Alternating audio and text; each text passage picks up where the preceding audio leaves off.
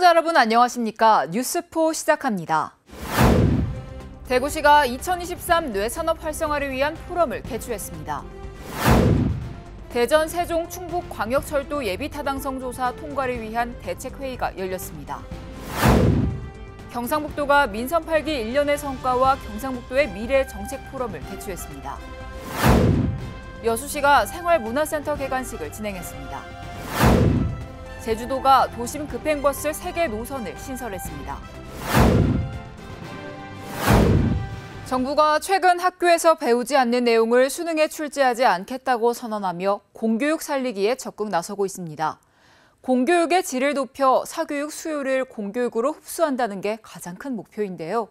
광주광역시 교육청은 학생들이 만들고 운영하는 전국 유일의 365 스터디룸을 운영하고 있습니다. 저녁 식사를 마친 학생들이 줄지어 들어옵니다.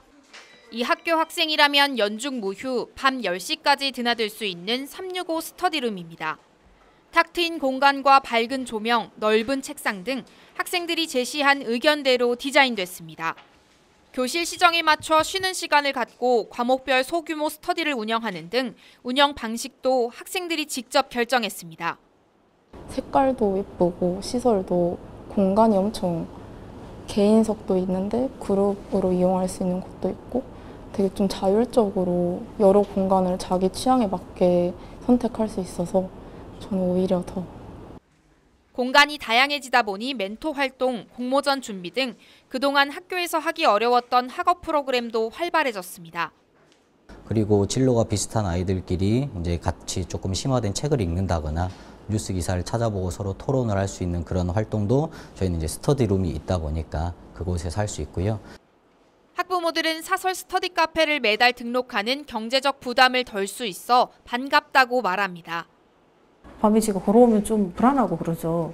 특히 여학생이다 보니까 더 그렇고 그래서 제가 많이 데리러 갔었고 공부할 때 학교 선생님들이 보호해 주시잖아요. 학교 내가 그리고.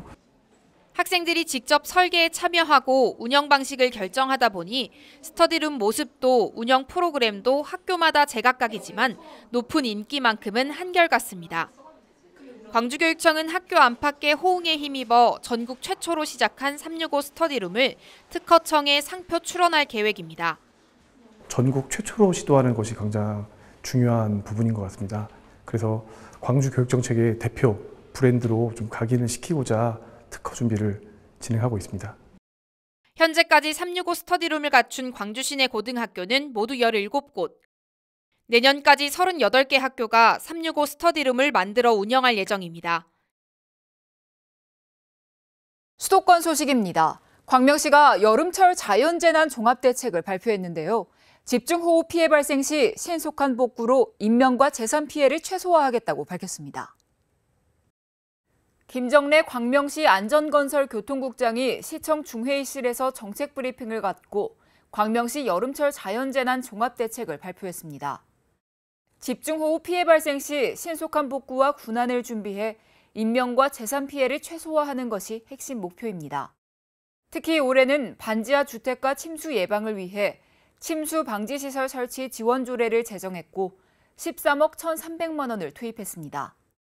또한 동별 긴급대응단에 공무원 550여 명, 자율방재단원 260명, 통장 400여 명, 단체원 650여 명의 협조를 받아 집중호우 시 발생할 수 있는 재난 사전 대비에 중점을 두고 대책을 마련했습니다. 이어서 광역시 소식입니다.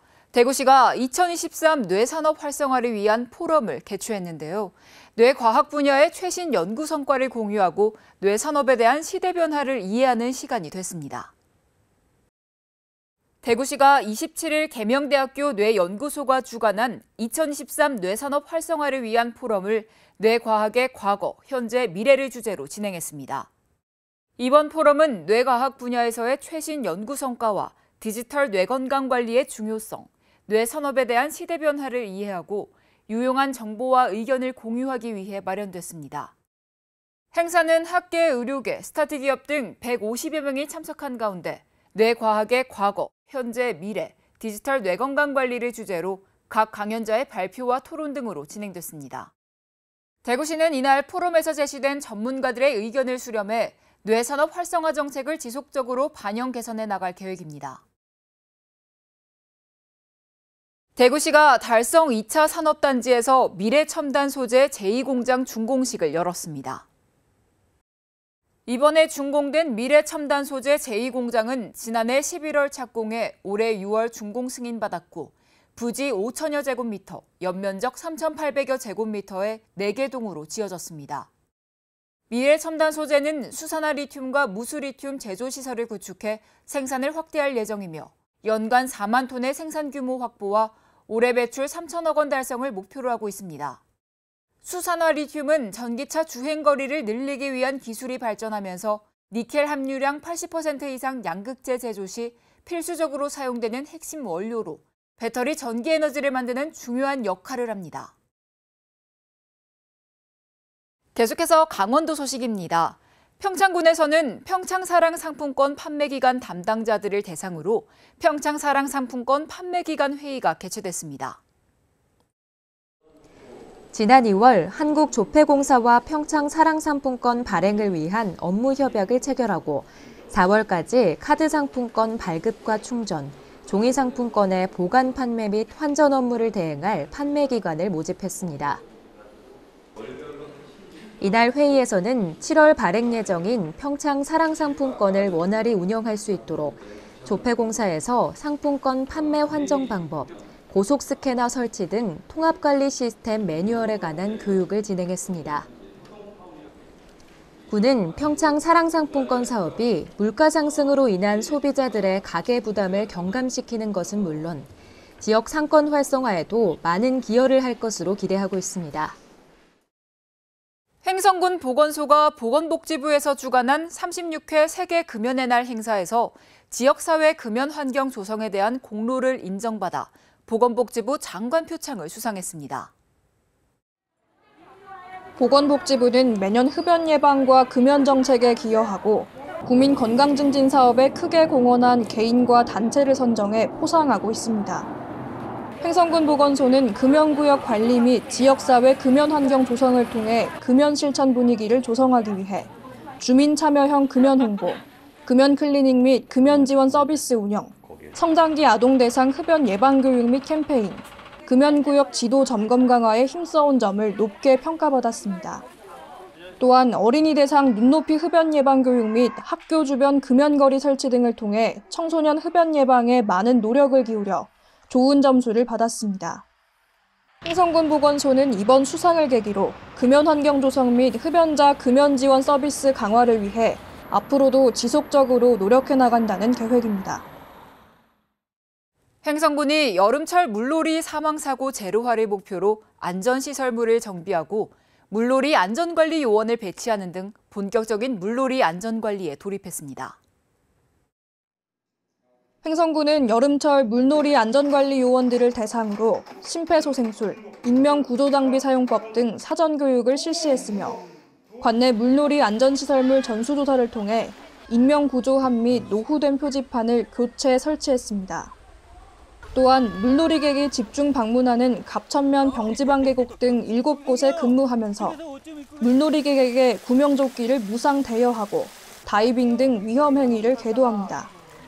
이외에도 물놀이 안전관리 유관기관 협업체계를 구축했으며 관내 민간단체인 자율방재단과 의용소방대에서는 물놀이 및 다슬기 채취 중 사고를 예방하기 위한 순찰 활동을 전개하는 등 16년 연속 물놀이 사망사고 제로화를 목표로 적극 노력한다는 계획입니다.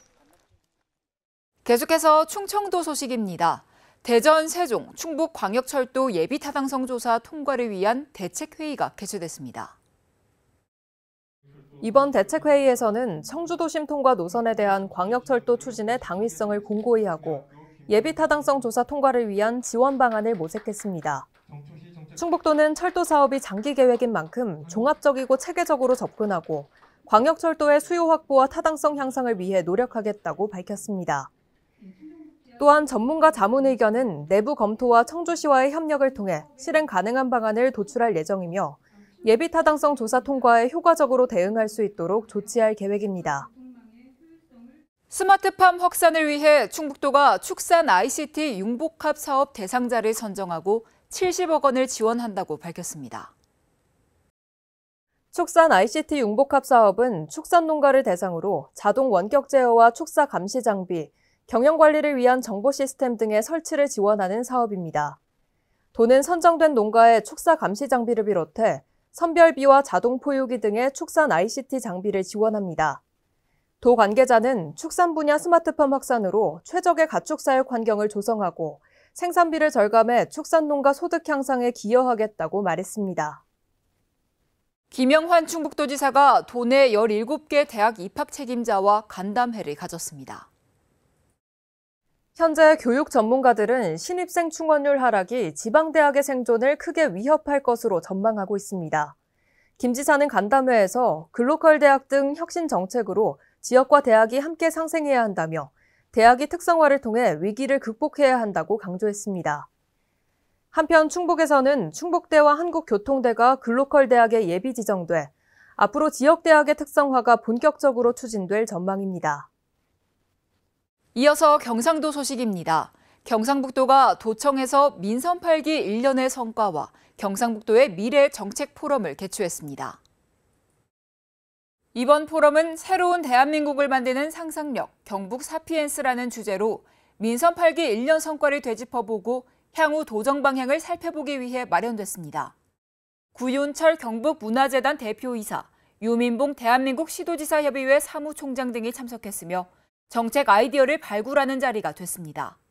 구윤철 경북문화재단 대표이사를 좌장으로 발제 및 토론이 진행됐으며 지방경제 활성화를 위해 기업, 대학, 연구소 등이 연계한 벤처 생태계 모델 구축이 필요하다는 의견도 공유했습니다.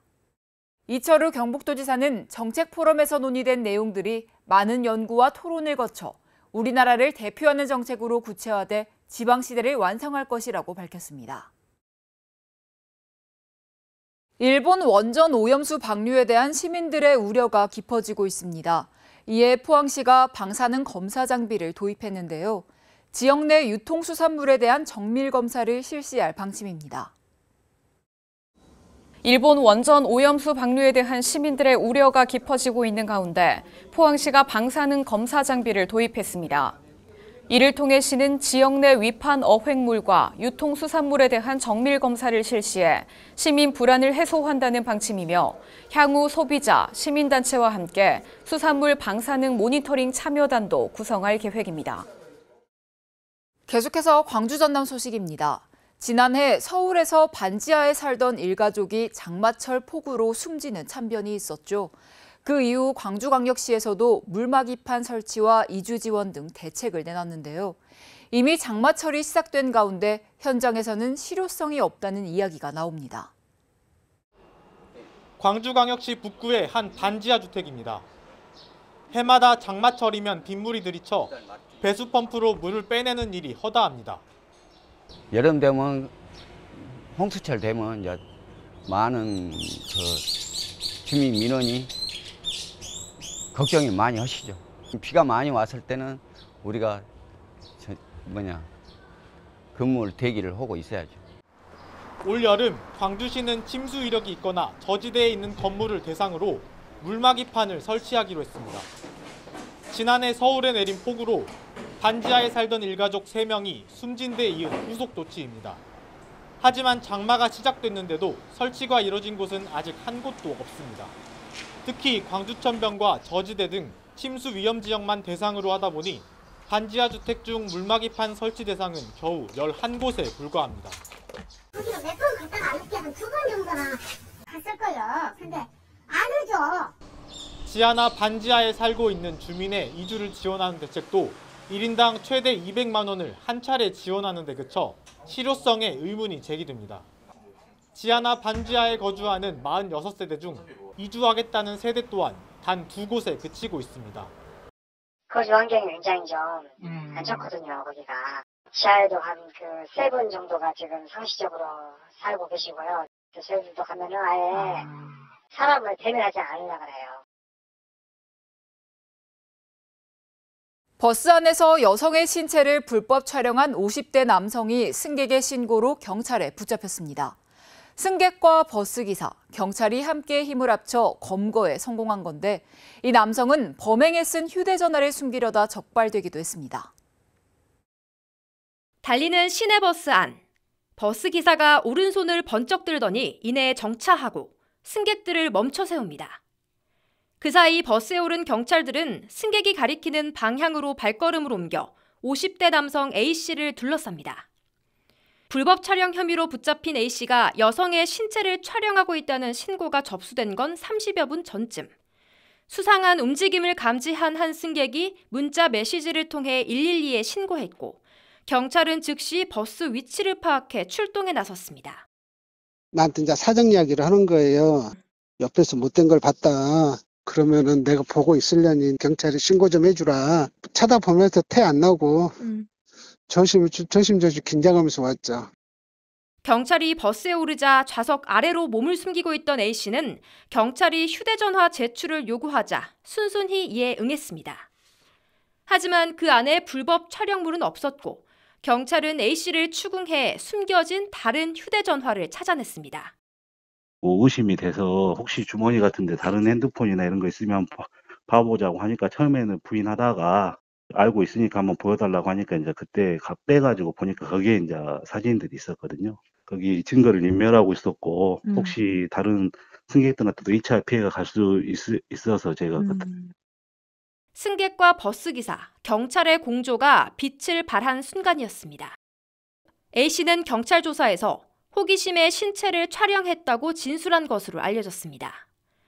경찰은 A씨를 성폭력 범죄 처벌 등에 관한 특례법 위반 혐의로 검찰에 넘겼습니다. 총선을 280여일 앞두고 민주당과 국민의힘에 맞선 제3지대 창당이 가시화하고 있습니다. 대부분 야권 성향이거나 호남 출신이 주축이 된 정당들로 우선 반민주당 정서를 노리고 호남을 겨냥할 것으로 보입니다. 재창당을 선언한 정의당과 호남서 첫 토론회를 갖는 금태섭 전 민주당 의원의 신당, 그리고 광주 서울 출신 양향자 의원의 한국의 희망, 여기에 코인 논란의 김남국 의원을 끌어안고 호남 기반 신당 창당을 시사한 손혜원 전 민주당 의원까지 총선을 앞두고 무당층이 30%까지 치솟은 가운데 민주당과 국민의힘에 맞선 제3지대 창당이 차츰 모습을 드러내고 있습니다. 이들 정당의 공통점은 우선 호남을 겨냥하고 있다는 분석이 나오고 있습니다. 반민주당 정서를 파고들어 호남과 수도권의 야권 표심을 공략할 가능성이 크다는 겁니다.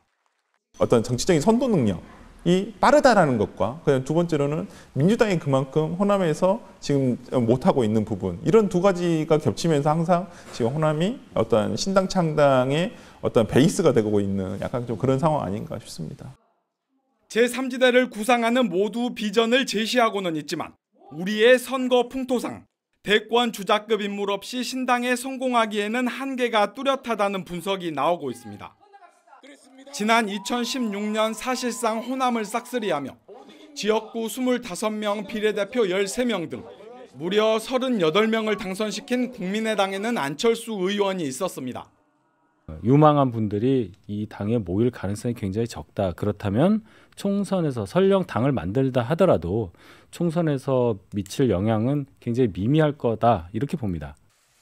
하지만 거대 양당의 폐해 등에 지친 중도 무당층이 제3지대에 관심을 가질 가능성도 충분하다는 관측도 나오고 있습니다.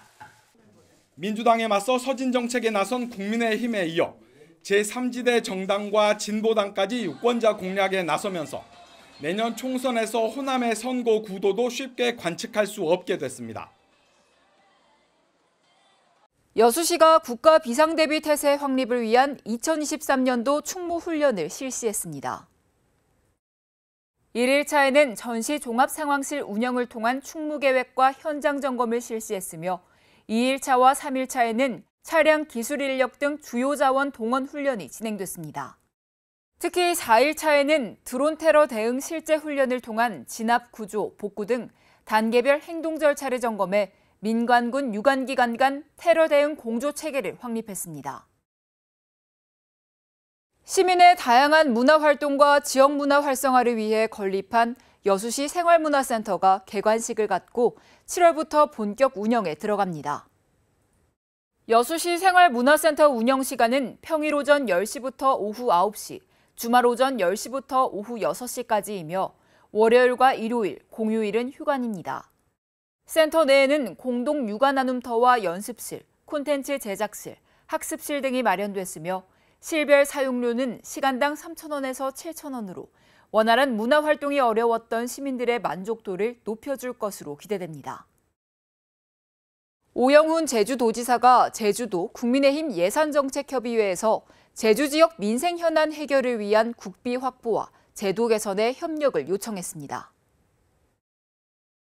오영훈 지사는 물류체계 개선을 위한 시범사업 운영과 상하수도 문제는 지역 민생과 직결된다는 점을 강조했습니다.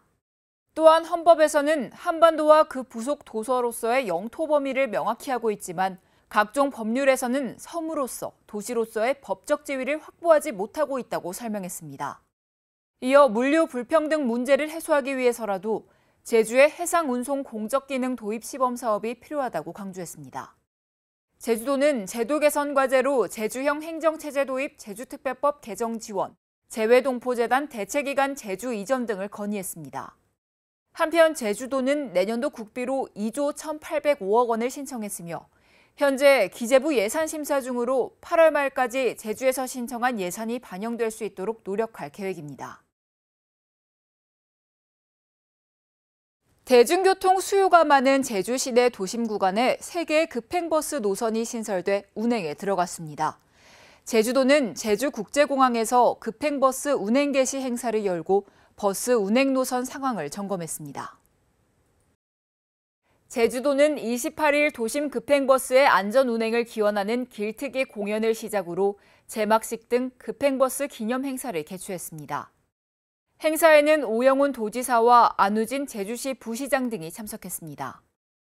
오영훈 지사는 향후 양문형 저상버스와 섬식구조 정류장을 도입해 버스 중앙차로를 혁신적으로 개선할 계획이라고 말했습니다. 이어 보다 편리하고 안전한 교통서비스로 도민의 삶의 질을 더욱 향상시키겠다고 강조했습니다. 한편 이날 급행버스를 탑승한 승객은 혼잡한 도심 지역을 빠르고 편안하게 이동할 수 있어 앞으로도 자주 이용할 것 같다고 소감을 전했습니다.